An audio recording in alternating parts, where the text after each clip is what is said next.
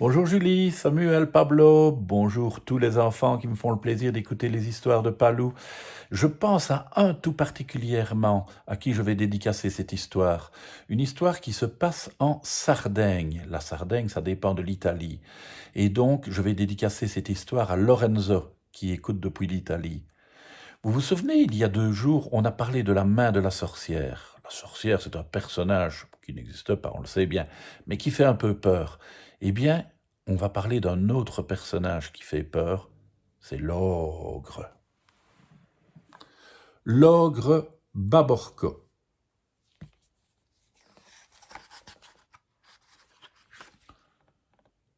Il y a longtemps, en Sardaigne, un ogre vivait dans les parages d'un petit village. Il s'appelait Baborco.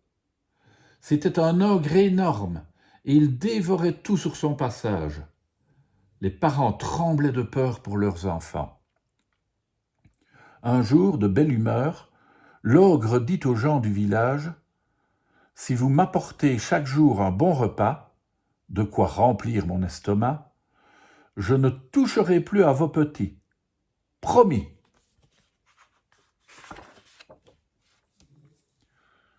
Pietrino habitait la maison la plus pauvre du village. Il avait toujours faim. Ce matin-là, sa mère l'appelle et lui dit : « Hélas, c'est notre tour aujourd'hui. Porte ce plat de gnocchi à la sauce tomate chez Baborco. Mais attention, mon fils, si tu touches un seul de ces gnocchis, l'ogre s'en apercevra et ne fera qu'une bouchée de toi. » Dommage, soupire Pietrino, ça m'a l'air drôlement bon. Et le voilà parti. Marche que je te marche, la route est longue pour arriver jusqu'à la maison de Baborco. La bonne odeur de gnocchi chatouille les narines de Pietrino. Il en a l'eau à la bouche. Si j'en goûte un, rien qu'un, Baborco ne verra rien. Le petit garçon soulève le couvercle, attrape un gnocchi et l'engloutit. C'est bon. Il regarde de nouveau l'assiette. Tiens, un autre gnocchi dépasse du couvercle. Et un autre. Et encore un autre. Miam, Pietrino les mange. Ma parole, les gnocchis veulent tous se sauver, on dirait. Ça ne va pas se passer comme ça. Pietrino les avale tous sans exception. Quel régal! Mais il ne reste plus rien dans l'assiette. Baborco va me manger. Marche que je te marche, la route est encore bien longue. Pietrino passe devant un troupeau de chèvres, très occupé à faire des petites crottes bien rondes, bien noires et bien fumantes. « Chic, des gnocchis de chèvres !» s'écrie l'enfant tout content. Il en ramasse plein et remplit son assiette.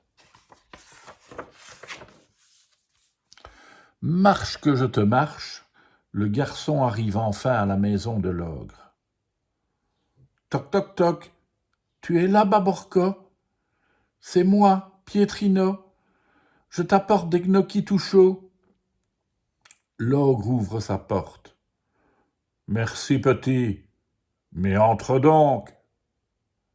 Pietrino préfère rester à la porte. Dès la première bouchée, l'ogre grogne et grimace. Bizarre, bizarre, ces gnocchis. Baborco goûte encore et recrache tout. Il est rouge de colère.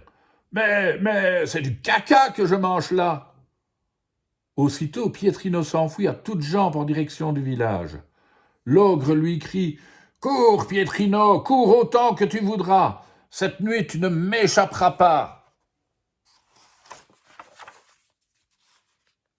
Arrivé chez lui, Pietrino ne dit pas un mot à sa maman qui coud dans la cuisine. Il monte vite se cacher dans sa chambre. La nuit venue, Baborko est là au pied de l'escalier. L'ogre grogne et grommelle. « Pietrino, c'est moi, Baborko. Je suis sur la première marche, j'arrive en haut. J'ai grand faim, cache-toi, petit malin. » L'enfant se cache sous son drap. « Pietrinello, c'est moi, Baborko. Je suis sur la deuxième marche, j'arrive en haut. Je ne suis plus loin, cache-toi dans un coin. » L'enfant se cache sous son matelas. « Pietronico, c'est moi, Baborko. Je suis sur la troisième marche, j'arrive en haut. C'est bientôt fini. Cache-toi sous ton lit. » L'enfant, tout tremblant, se cache sous son lit. « Pietretto, c'est moi, Baborko. Je suis sur la quatrième marche, j'arrive en haut. Je vais apparaître, cache-toi sous la fenêtre. » L'enfant claque des dents et se cache sous la fenêtre. « Pietro, c'est moi, Baborko, je suis en haut. Et pour que je t'emporte, cache-toi derrière la porte. » L'enfant obéit. La porte s'ouvre et mange que je te mange. En une bouchée, Baborko avale Pietrino tout rond. Le ventre lourd, il s'allonge sur le lit du petit garçon et s'endort. Il ronfle, Baborko. Il ronfle fort. En bas, dans la cuisine, la maman de Pietrino entend les ronflements. Inquiète, elle prend ses grands ciseaux et monte l'escalier sans faire de bruit. Quand elle voit l'ogre énorme couché sur le lit de Pietrino, elle comprend tout.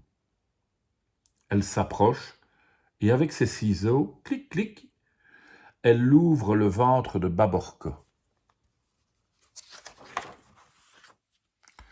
Elle en sort son Pietrino tout penaud.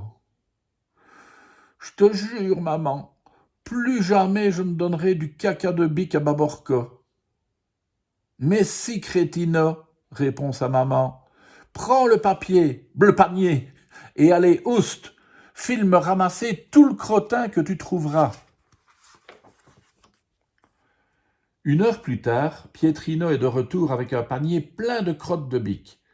Il le vide dans le ventre ouvert de Baborko. Vite, sa maman recoue le ventre de l'ogre, mais Baborko continue de ronfler épouvantablement. Chut! Tous les deux quittent la chambre sur la pointe des pieds.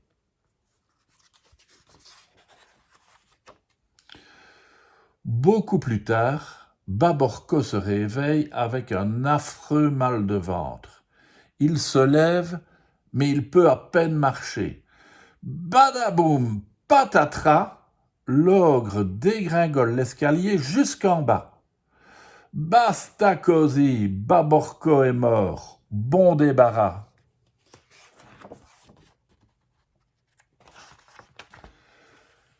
Tout le monde au village se réjouit et crie « Viva Pietrino !» Pendant 3 jours et 3 nuits, grands et petits se sont régalés de gnocchi. Et le conte est fini. Voilà les enfants. Allez, à demain.